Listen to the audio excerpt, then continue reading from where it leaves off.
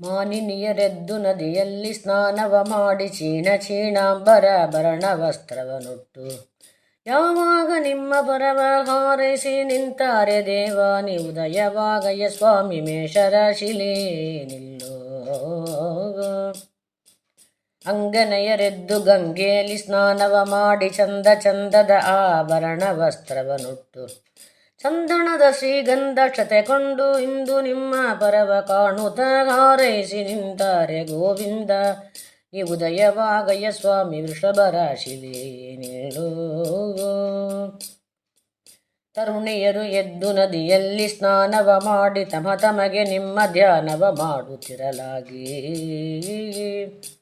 ಎರಡು ಕೈ ಎತ್ತಿ ಕರಗಳ ಮುಗಿದು ನಿಂದಾರೆ ಜಗದೊಡೆಯನೇ ಉದಯವಾಗಯ್ಯ ಸ್ವಾಮಿ ಮಿಥುನ ರಾಶಿಯಲ್ಲಿ ನಿಲ್ಲೋ. ಮುತ್ತಿನ ಕಾಲಿಗೆ ರತ್ನದ ಕಾಲಿಟ್ಟು ಪಚ್ಚೆ ಮಾಣಿಕದ ವಜ್ರ ಬಿಗಿದ ಮೇಮರ ಸೇರಿ ಸುತ್ತೇಳು ಸಾಗರಕ್ಕೆ ಕತ್ತಲೆಯು ಕವಿದಾವು ಪ್ರತ್ಯಕ್ಷ ಸೂರ್ಯನೇ ಉದಯವಾಗಯ್ಯ ಸ್ವಾಮಿ ಕರ್ಕಾಟಕ ರಾಶಿ ನಿಲ್ಲೋ. ತಮ್ಮ ಮನೆ ತಮ್ಮ ಕೈ ತಮ್ಮರ್ಥವೆಂದೀಗ ಗತಿಯ ಕಾರಣದ ಜನರು ಭಿನ್ನರಾಗಿದ್ದಾರೆ.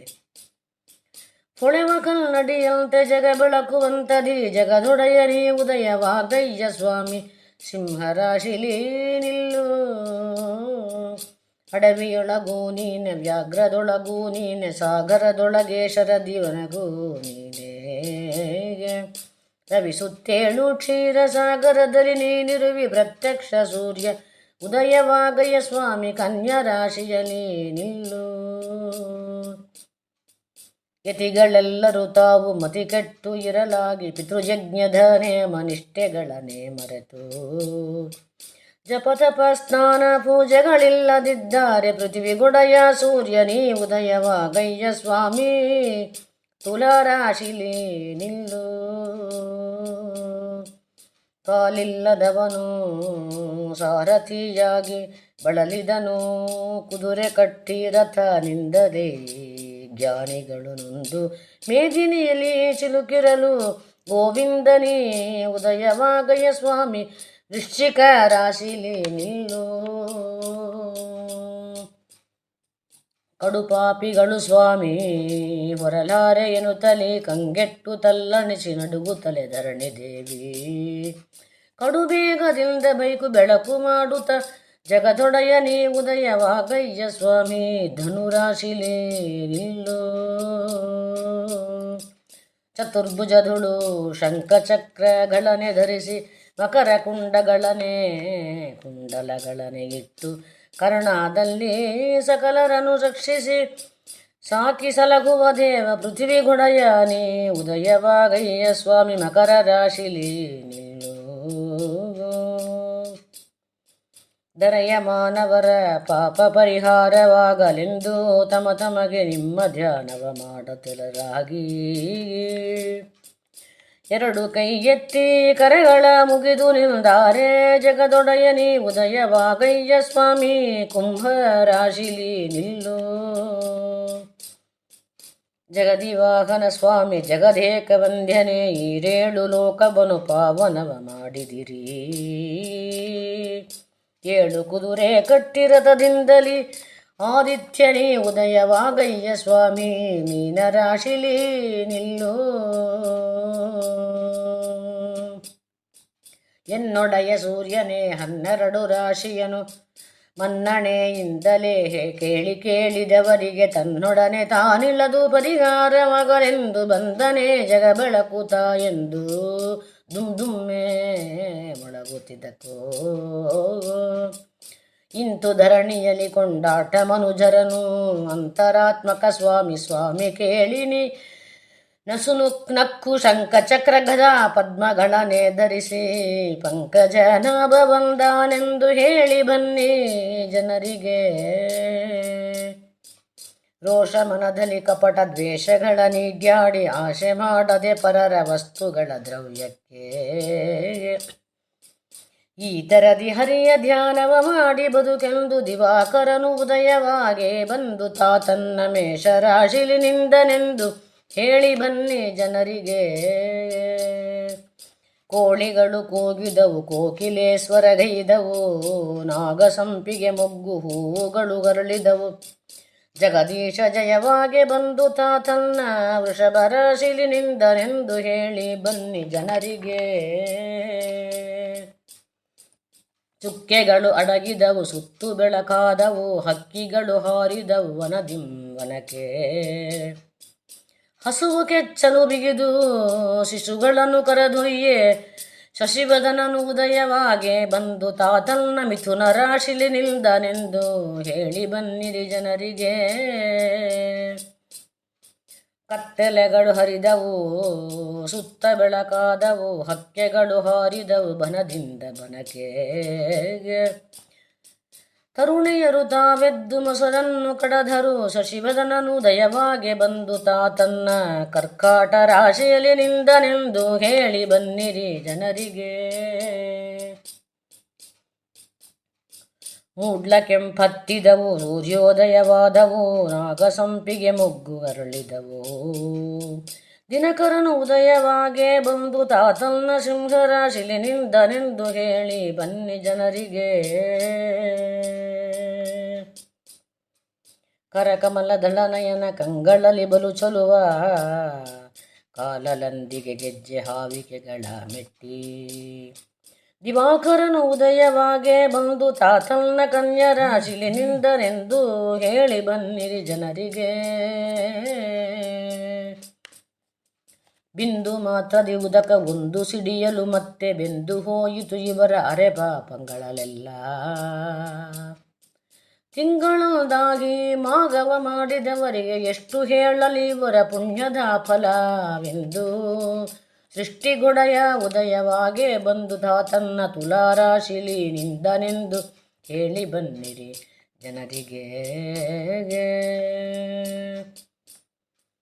ಅರುಣ ಸಾರಥಿಯಾಗಿ ಅರುಣ ಉದಯವಾದೆನೋ, ಕಿರಣಗಳು ಮುಸುಕಿ ತಾರೆಗಳಡಗಿ ಪೋದವೇ ಅರಗಳಿಗೆ. ಹರಿಯ ಧ್ಯಾನವ ಮಾಡಿ ಬದುಕೆಂದು ಜಗದೀಶನು ಉದಯವಾಗೆ ಬಂದು ತಾತನ್ನ ವೃಶ್ಚಿಕ ರಾಶಿಲಿ ನಿಂದನೆಂದು ಹೇಳಿ ಬನ್ನಿರಿ ಜನರಿಗೆ. ಮುನ್ನ ಮಾಡಿದ ಪಾಪ ಬೆನ್ನ ನೆರಳು ಎರಡು, ಅನ್ಯಾದ ಪಾಪ ಅರೆ ಪಾಪಗಳನ್ನೆಲ್ಲ ಬೆನ್ನ ನೆರಳು ಎರಡು, ಸಾಕ್ಷಿ ಹೇಳಿ ತಲಿದೆ. ನಿನ್ನ ಸಂಘದಲ್ಲಿರೆ ಇನ್ನು ಬೇರೆ ಇಲ್ಲ ಎಂದು ಇನ್ನಾದರೆಚ್ಚತ್ತು, ಇದು ಕೇಳಿ ಬದುಕೆಂದು ದಿವಾಕರನು ಉದಯವಾಗಲು ಬಂದು ತಾತನ್ನ ಧನುರಾಶಿಲಿ ನಿಂದನೆಂದು ಹೇಳಿ ಬನ್ನಿರಿ ಜನರಿಗೆ. ಮಾಣಿಕ್ಯ ಮುತ್ತಿನ ಮುಕುಟ ಸುಂಗನೆ ಕಟ್ಟಿ, ನೀಲ ಮಾಣಿಕ್ಯದೊಜ್ರದಾಭರಣ ವಸ್ತ್ರವ ನುಟ್ಟು, ಜಗದೀಶ ಉದಯವಾಗೆ ಬಂದು ತಾತನ್ನ ಮಕರ ರಾಶಿಲಿ ನಿಂದನೆಂದು ಹೇಳಿ ಬನ್ನಿರಿ ಜನರಿಗೆ. ನೆಲ ಇಲ್ಲದಿ ಕಾಯ ತನುವು ನೆಚ್ಚಲಿ ಬೇಡ, ಸಿರಿತನದಲ್ಲಿ ಜನರ ಕೇಡು ನುಡಿಯಬೇಡ.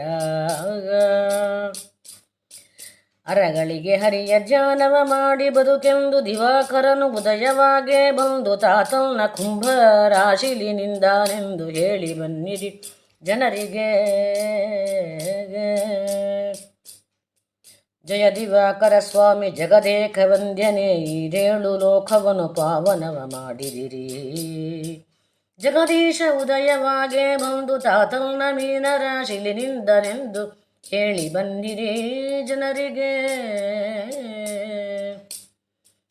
ಎನ್ನೊಡೆಯ ಸ್ವಾಮಿ ನಿನ್ನ 12 ರಾಶಿಯನ್ನು ಮನ್ನಣೆಯಿಂದಲೇ ಹೇಳಿ ಕೇಳಿದವರಿಗೆ.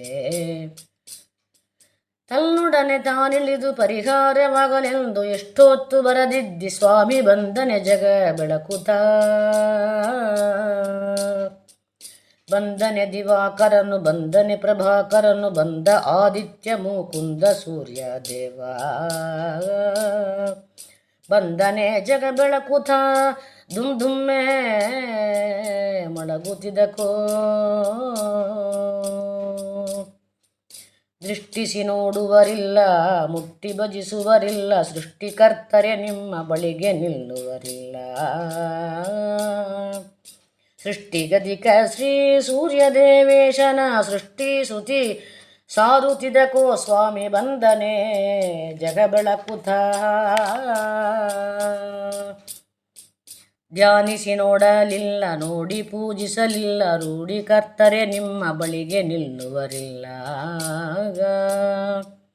ರೂಢಿಗದಿಕ ಶ್ರೀ ಸೂರ್ಯದೇವೇಶನ ರೂಢಿ ಸುತಿ ಸಾರುತ್ತಿದಕೋ ಆದಿತ್ಯವಾರ ಅಮಾವಾಸ್ಯ ಪೂರ್ಣಿಮಾ ಗ್ರಹಣದಲ್ಲಿ ಸೂರ್ಯನ ರಾಶಿಯನ್ನು ಹೇಳಿ ಕೇಳಿದವರಿಗೆ ಸಾಯುಜ್ಯ ಪದವಿಯನ್ನು ಕೊಡುವ ಸಿಂಹ ಹಯವದನನೆಂದು ಹೇಳಿ ಬಲ್ಲಿರಿ ಜನರಿಗೆ ಸಾಯುಜ್ಯ ಪದವಿಯನ್ನು ಕೊಡುವ ಸಿಂಹ ಹಯವದನನೆಂದು ಹೇಳಿ ಬಲ್ಲಿರಿ ಜನರಿಗೆ ಹಯವದನನೆಂದು ಹೇಳಿ ಬಲ್ಲಿರಿ ಜನರಿಗೆ ಹಯವದನನೆಂದು ಹೇಳಿ ಬನ್ನಿರಿ ಜನರಿಗೆ.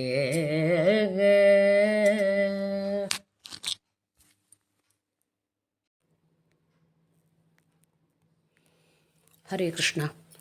ಇದು ಸೂರ್ಯನ ರಾಶಿ ಹಾಡು ಅಂತ ಅಂತಾರೆ. ನಮ್ಮ ಶ್ರೀಮದ್ ವಾದರಾಜ ಗುರುಸಾರ್ವಭೌಮರು ಭಾವಿ ಸಮೀರರು ಮಾಡಿಕೊಟ್ಟ ಹಾಡಿದು. ಇದರಲ್ಲಿ ಏನು ವಿಶೇಷ ಅಂತಂದ್ರೆ 12 ರಾಶಿಗಳು ಒಂದು ವರ್ಷ ಒಳಗೆ ಆ ಸೂರ್ಯನ ಕೇಳ್ಕೊಂಬಂಗದ. ಸೂರ್ಯ ಅಂದರೆ ಸೂರ್ಯ ಎಲ್ಲ ಅಂತರ್ಗತನ ಇರ್ತಕ್ಕಂಥ ನಾರಾಯಣ ಆ ರಾಶಿ ಒಳಗೆ ಬಂದು ಅಂತ ತಿಂಗಳಲ್ಲಿ ಬಂದು ನಿಲ್ಲು ಹಾಗೆ ಅಂತ ಕೇಳಂಗದ ಇದು. ಮತ್ತು ಬೇಡಿಕೊಂಥ ಜನಗಳು ಮತ್ತು ಅದು ಬಂದು ನಿಂತ ಸೂರ್ಯ ಅಂಥೇಳಿ ಇದೆ. ಸೂರ್ಯ ಇಲ್ಲ ಅಂದರೆ ಎಷ್ಟು ಕಷ್ಟ. ಬೆಳಗ್ಗೆ ಆದ್ರೆ ತಾನೇ ನಮಗೆ ಯಾವ ಕೆಲಸ ಒಂದು ಆಗಲಿಕ್ಕೂ ನಮ್ಮ ಸಂಕಲ್ಪಪೂರ್ವಕ ಯಾವುದ್ಯಾವುದೇ ಒಳ್ಳೆ ಕೆಲಸ ಪುಣ್ಯ ಕೆಲಸ ಎಲ್ಲ ಮಾಡಬೇಕು ಅಂದರೆ ಸ್ನಾನ ಇತ್ಯಾದಿಗಳು ಸ್ನಾನ ಹಿಡ್ಕೊಂಡು ಆರಂಭ ಸಕಲಕ್ಕೂ ನಮಗೆ ಸೂರ್ಯನ ಬೆಳಕು ಬೇಕು, ಉದಯ ಆಗಬೇಕು. ಆ ಉದಯ ಆದರೆ ತಾನೇ ಯತಿಗಳು ಪೂಜೆ ಆಗಲಿ, ಆಮೇಲೆ ಗೃಹಸ್ಥರುಗಳು ಪೂಜೆ ಆಗಲಿ, ದೇವರಿಗೆ ನೈವೇದ್ಯ ಆಗಲಿ, ಆ ಥರ ಒಂದು ಋಷಿಗಳು ತಪಸ್ ಮುನಿಗಳು ಅವರೆಲ್ಲರಿಗೂ ಸೂರ್ಯನ ಉದಯ ಬೇಕು. ಅದರಿಂದ ನೀನು ಬಂದು ನಿಲ್ಲಪ್ಪ ಅಂತ ಕೇಳಿಕೊಂಬಂಗದ ಈ ಹಾಡು ಇದು. ಮತ್ತು ಬಂದು ನಿಂತ ಮೇಲೆ ಏನೇನು ನಡೀತೆ ನಮ್ಮ ಇದರೊಳಗೆ ಅಂಥೇಳಿ ಇದರೊಳಗೆ ಅವರು ವರ್ಣನೆ ಮಾಡಿದ್ದಾರೆ. ಈ ಹಾಡನ್ನು ಮುಖ್ಯವಾಗಿ ಭಾನುವಾರ, ಅಮಾವಾಸ್ಯೆ, ಹುಣ್ಣಿಮೆ, ಗ್ರಹಣ ಕಾಲಗಳು ಹೇಳಿದರೆ ಸಾಯುಜ್ಯ ಕೊಡ್ತಾನಂತ ಹೇಳ್ತಾರೆ. ಸಾಯುಜ್ಯ ಅಂದರೆ ಭಗವಂತನ ಮೈಯೊಳಗೆ ಹೋಗೋದು. ಅದು ನಾಲ್ಕು ಮುಕ್ತಿ ಸ್ಥಾನ ಹೇಳ್ತಾರೆ. ಸಾರೂಪ್ಯ, ಸಾಲೋಕ್ಯ, ಸಾಮೀಪ್ಯ, ಸಾಯುಜ್ಯ ಅಂತ. ಸಾಯುಜ್ಯ ಎಂಬ ತುಂಬ ದೊಡ್ಡ ಮುಕ್ತಿ. ಅದು ಒಡನೆ ಈ ಹಾಡು ಹೇಳಿದ ಅಷ್ಟನ್ನ ಸಿಕ್ಕತ್ತ ಅಂತ ಎಲ್ಲರಿಗೂ ಡೌಟ್ ಬರೋದು. ಹಾಗಲ್ಲ. ಈ ಹಾಡನ್ನು ನಾವು ಕ್ರಮೇಣ ಹೇಳ್ತಾ ಬರ್ಲಕ್ಕೆ ನಮಗೆ ದೇವರ ಮೇಲೆ ಭಕ್ತಿ ಬರುತ್ತೆ. ಸೂರ್ಯನ ಅಂತರ್ಗತನ ಇರ್ತಕ್ಕಂಥ ಭಗವಂತನ ಮೇಲೆ ವಿಶ್ವಾಸ ಬರೋದು, ಭಕ್ತಿ ಬರೋದು. ಎಷ್ಟೋ ಜನ್ಮ ನಾವು ತೆಗಿಬೇಕು. ಒಂದು ಜನ್ಮದ ಮುಕ್ತಿ ಎಂಬುದು ಅಷ್ಟು ಸಾಮಾನ್ಯ ಇಲ್ಲ. 84 ಲಕ್ಷ ಯೋನಿನ ದಾಟಿ ಬಂದದ್ದು ಈ ಶರೀರ ಅಂತಂತಾರೆ. ಆ ಶರೀರ ಸಿಕ್ಕಿದ ಕಾರಣ ನಾವು ಅದು ಮಾನುಷ ಸಿಕ್ಕಿದೆ. ಅದರಲ್ಲೂ ಸದ್ವೇಶ್ವರ ಕುಲೊಳಗೆ ಮಧ್ವಮತೊಳಗೆ ವಾಯುಮತೊಳಗೆ ಬಂದಿದ್ದೆವು. ಈ ಹಾಡನ್ನು ನಾವು ಹೇಳಿದೆ ಅಂತಂದರೆ ಯಾವುದೇ ದಾಸರ ಪದಗಳು ಅದಕ್ಕೆ ಫಲಶ್ರುತಿಯಾಗಿ ಅವರೇ ಹೇಳಿಬಿಡ್ತಾರೆ. ಹೇಳಕ್ಕೆ ಏನಾಗುತ್ತಂದರೆ ಫಸ್ಟ್ ಇಂಟ್ರೆಸ್ಟ್ ಬರಬೇಕು ಅಂತ ಅದಕ್ಕೊಂದು ಇದು ಮಾಡಿಕೊಡ್ತಾರೆ, ನಮಗೆ ಫಲಶ್ರುತಿ ಮಾಡಿಕೊಡ್ತಾರೆ. ಆ ಫಲಶ್ರುತಿ ಅಪೇಕ್ಷೆ ಪಟ್ಟು ನಾವು ಇದನ್ನು ಹೇಳಕ್ಕೆ ಹೋದೆವು ಅಂತಂದ್ರೆ ಒಂದಿನ ಏನಾಗುತ್ತೆ ಅಂತ ನಮ್ಮ ಹಾಡು ಹೇಳಂಗೆ ಇರ್ಲಿಕ್ಕಾಗೋದು. ಆ ಶ್ಲೋಕವೇ ಆಗಲಿ ಯಾವುದೋ ಪಾರಾಯಣ ನಾವು ಮಾಡಿಕೊಂಡೇವು ಅಂದರೆ ಅದು ಸಂಕಲ್ಪ ಮಾಡಿಕೊಂಡು ಮಾಡ್ತೇವೆ ಅಂತಂದ್ರೆ ಏನಾಗುತ್ತಂದ್ರೆ ರೂಢಿ ಬಂದುಬಿಡ್ತದೆ. ರೂಢಿ ಬಂತಂದ್ರೆ ನಮಗೆ ಅಂತ್ಯಕಾಲೇ ವಿಶೇಷತೆ ಅಂತ ಹೇಳ್ತಾರಲ್ಲ, ಹಾಗೆ ದಿವಸ ಮಾಡ್ಲಕ್ಕೆ ಅದು ಏನಾಗೋದು ನಮ್ಮ ಅಂತ್ಯಕಾಲದಲ್ಲಿ ಭಗವಂತನ ಸ್ಮರಣೆ ತಂದುಕೊಡುತ್ತೆ. ಭಗವಂತನ ಸ್ಮರಣೆ ಬಂತು ಅಂತಂದರೆ ಡೆಫಿನೆಟ್ ಆ ಜೀವ ಒಳ್ಳೆ ಸಾತ್ವಿಕ ಜೀವ ಅಂತ ಅರ್ಥ. ಅವನಿಗೆ ಆಟೋಮೆಟಿಕ್ಕಾಗಿ ಏನು ಸದ್ಗತಿ ಸಿಕ್ಕತ್ತೆ ಎಂಬುದಕ್ಕೆ ಇದು ತಾತ್ಪರ್ಯ. ಸಾಯುಜ್ಯ ಸಿಕ್ಕತ್ತ ಅಂತ ಕೇಳಬಾರ್ದು. ಸಾಯುಜ್ಯಕ್ಕೆ ಪ್ರಯತ್ನ ಪಡಾಂಗ ಸತ್ಕಾರ್ಯಗಳನ್ನ ಮಾಡಲಿಕ್ಕೆ ಭಗವಂತ ನಮಗೆ ಚಿಂತನೆ ಮಂಥನ ಮಾಡಿಸ್ತಾನೆ, ಸತ್ಸಂಗ ಕೊಡ್ತಾನೆ, ವೈಷ್ಣವ ಸಂಘ ಆಗುತ್ತೆ ನಮಗೆ, ಹಾಗೆಂಬುದು ತಾತ್ಪರ್ಯ ಇದು ತುಂಬ ವಿಶೇಷ. ರಥಸಪ್ತಮಿಯೋ ಅಥವಾ ನಮ್ಮ ಈ ಮಕರ ಸಂಕ್ರಮಣ ಎಲ್ಲ ಹೇಳ್ತೇವೆ ಅಂದರೆ ಸಂಕ್ರಮಣ ಕಾಲದಲ್ಲೇ ಹೇಳಿದೆ ಅಂದರೆ ಭಾಳ ವಿಶೇಷ ಆಗುತ್ತೆ. ಇನ್ನು ಅವರು ಹೇಳಿದಂಗೆ ನಮ್ಮ ಗ್ರಹಣ ಕಾಲದೆಲ್ಲ ಹೇಳಿದ್ರೆ ವಿಶೇಷ ಆಗುತ್ತೆ ಈ ಹಾಡು. ಅದು ಹೇಳಿ ಶ್ರೀ ಕೃಷ್ಣಾರ್ಪಣಮಸ್ತು.